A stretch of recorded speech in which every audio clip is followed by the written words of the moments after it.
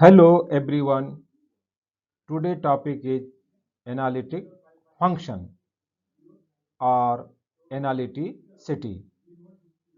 In this lecture, we have to cover analytic function, limits, continuous function, derivatives of complex function, singularity, questions for practice and references.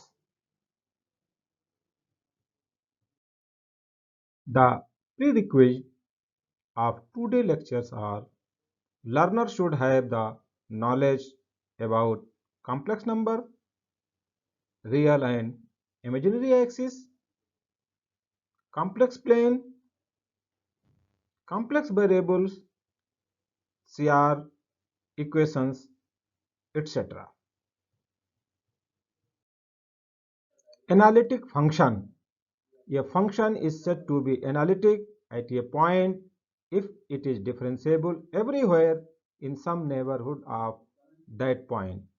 See here the figure that this point, suppose z dot is the point, and in the neighborhood of this point there are many other points at which the function is differentiable, and then the function is analytic. A function is analytic in a domain if it is analytic at every point of the domain. See the next figure. Here this figure show a domain. In that domain the function is analytic at every point of this domain. If a function is analytic at every point in the complex plane, then it is called entire function.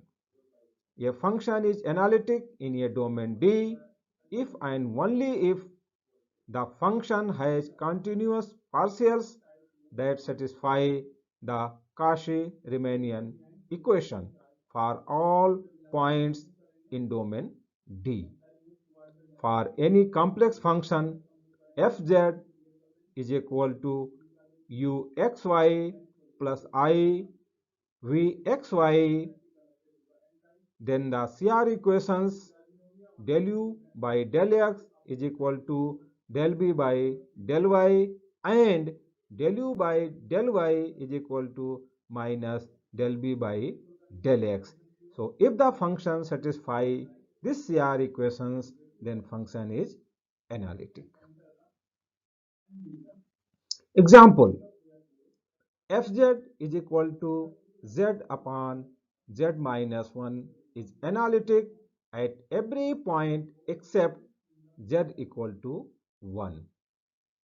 Next example: fz is equal to z square is analytic everywhere because fz is equal to z square is a polynomial. Now the next example: fz is equal to mod of z square is not analytic anywhere because this function is not satisfy the Cauchy-Riemannian equation, and fz is equal to z complement, or you can say z bar, or we can say complex conjugate of z is not analytic anywhere because this function also not satisfy the Cauchy-Riemannian equation. Fz is equal to x square y square is differentiable at each point of coordinate axis but is still nowhere analytic because this function is not satisfy CR equations. Now, singularity. A point z0 is called a singular point or singularity of a function fz if fz fails to be analytic at some point in every neighborhood of z. Types of singularity. There are two types of singularity: isolated singularity and non-isolated singularity. In isolated singularity, there are removable points, poles, and essential singularity. So in isolated singularity, a singular point z0 is said to be isolated if there is at least one deleted neighborhood exists throughout which fz is analytic. In non-isolated singularity, a singular point z0 is said to be non-isolated if every deleted neighborhood of z0 contains singular point. Note, if a function is nowhere analytic, then we say it has no singularity. Examples of singularity.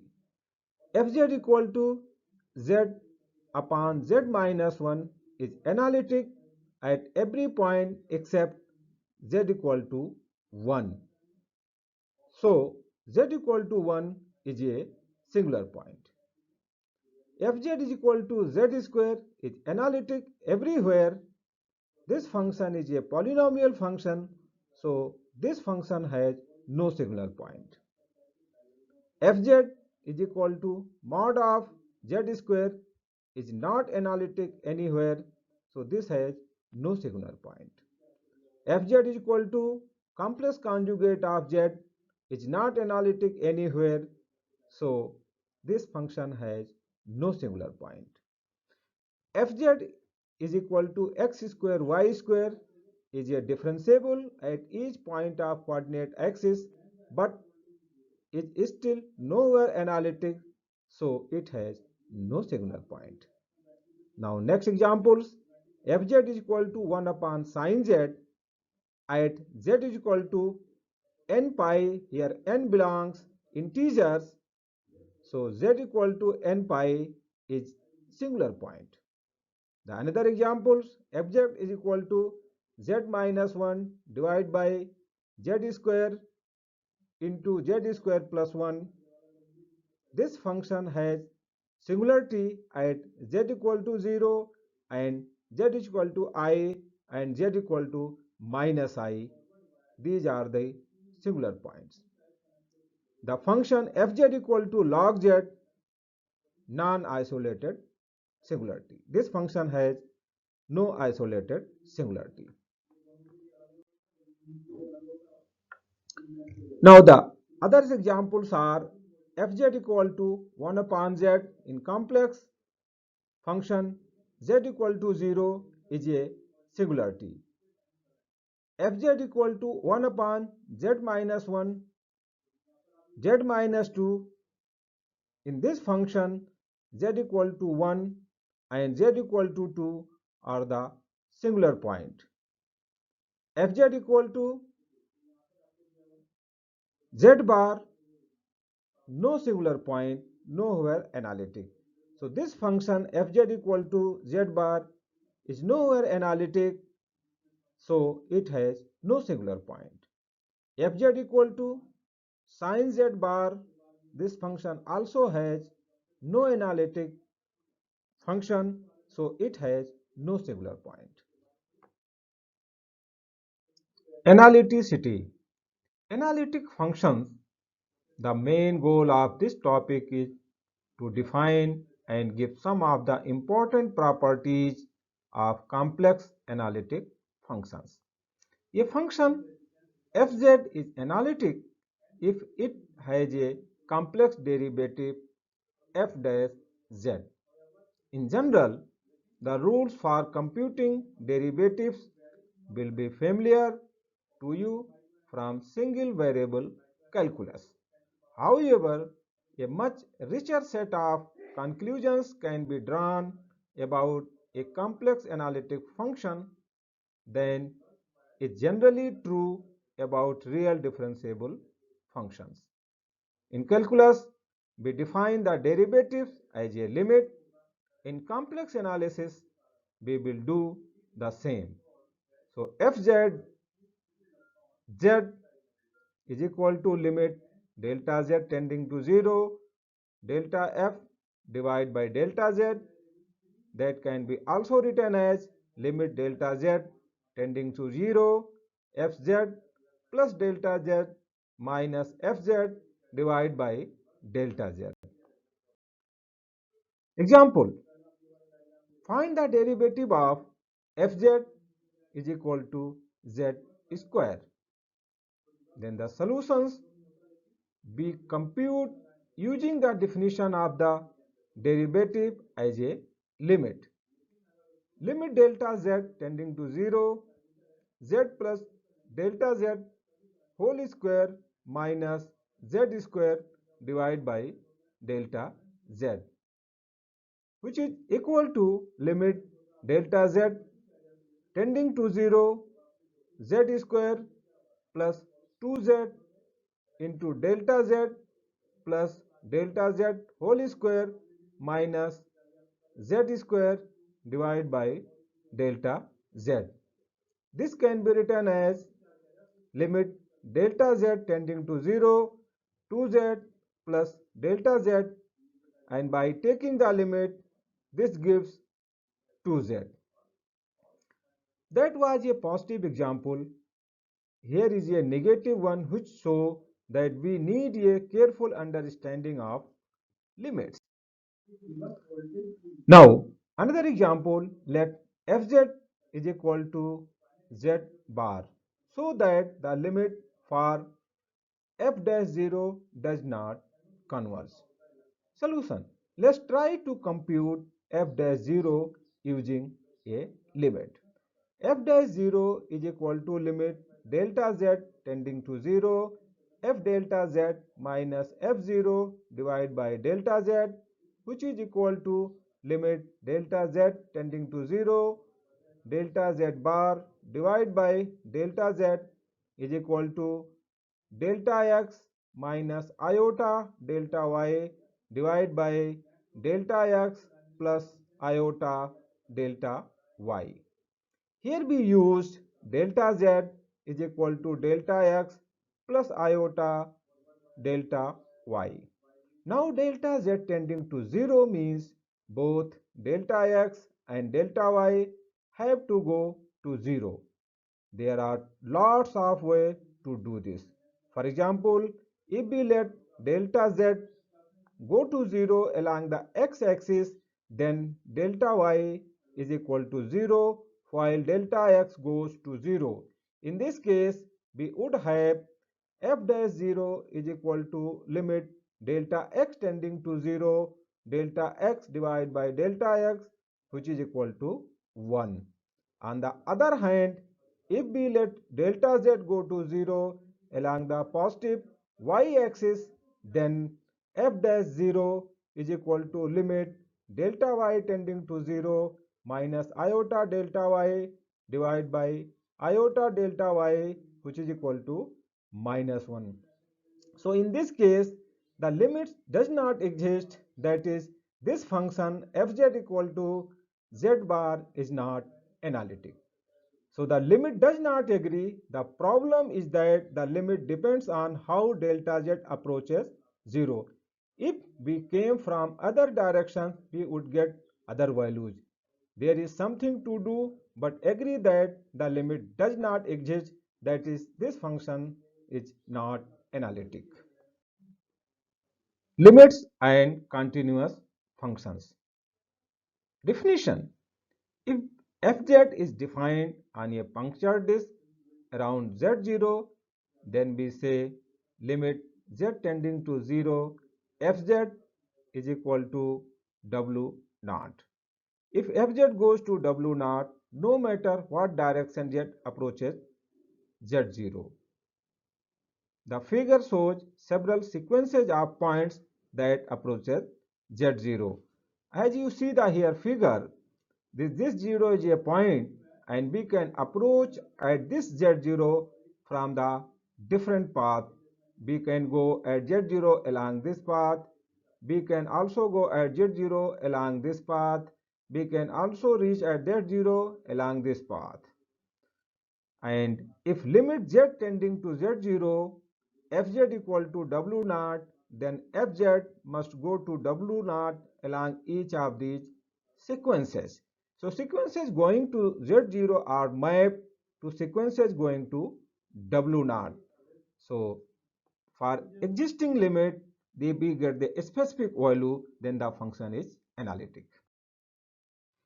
Now another example, many functions have obvious limits. For example, limit z square when z tending to 2 is equal to 4. So this has limit. Another function, limit z square plus 2 divided by z cube plus 1, when z tending to 2, we get the limit 6 upon 9. So these two functions exist the limit, but there are other functions, they have no limits. So for example, see the here example 4, no limits, so that limit z tending to 0 z divided by z bar, which is equal to limit z tending to 0 x plus iota y divided by x minus iota y does not exist. How we can find this with the solution? On the real axis we have z divided by z bar, then it is x upon x, which is equal to 1.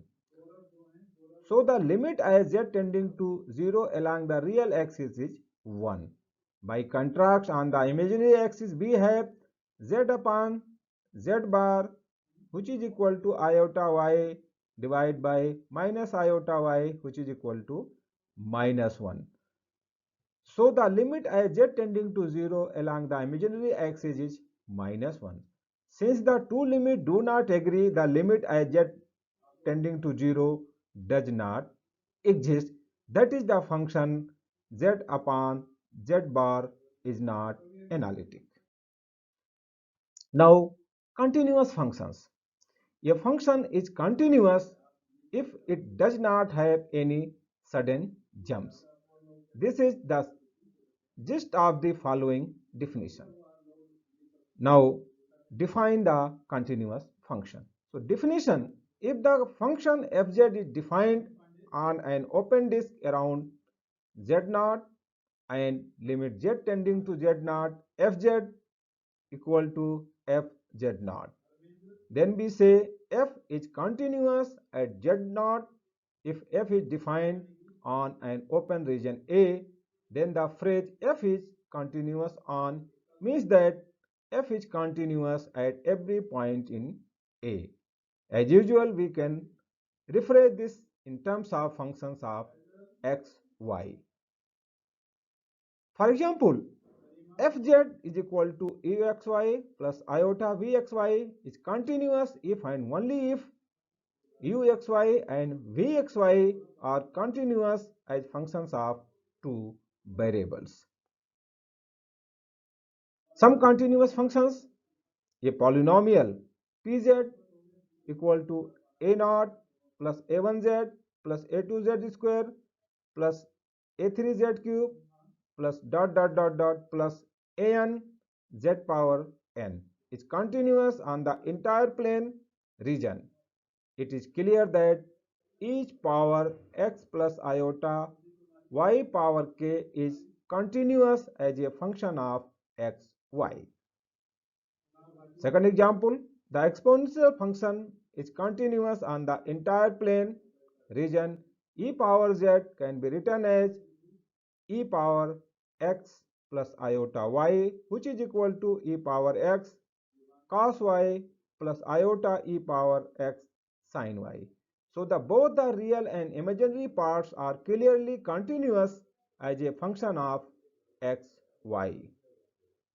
Now the third, the principal branch argument z is continuous on the plane minus the non-positive real axis region. This is clear and is the region we defined branch cut for argument. Now the derivatives. The definition of the complex derivative of a function is similar to that of a real derivative of a real function. For a function z, the derivative f at z0 is defined as f dash z0 equal to limit z tending to z0 fz minus fz0 divided by z minus z0, provided of course that the limit exists. If the limit exists, we say f is analytic at z0 or is differentiable at z0. Remember, the limit has to exist and be the same no matter how you approach it z0. If f is analytic at all the points in an open region A, then we say f is analytic on A. As usual with derivative, there are several alternative notations. For example, if w is equal to fz, we can write f dash z naught is equal to dw upon dz at z naught. Or we can write limit z tending to z naught fz minus fz naught divided by z minus z naught. Or we can write limit delta z tending to 0 del wz divided by del z. So these are the notations for representing the derivative of complex function. These are the questions for practice. The first question, determine whether 1 upon z is analytic or not. Second question, show that the function e power x cos y plus iota sin y is an analytic function. Find its derivatives. Test analyticity of the function w equal to sin z. So that real and imaginary part of function w equal to log z satisfy the Cauchy-Riemannian equations when z is not 0. Find its derivatives. And fifth question, discuss analyticity of the function fz equal to z into z bar. These are the references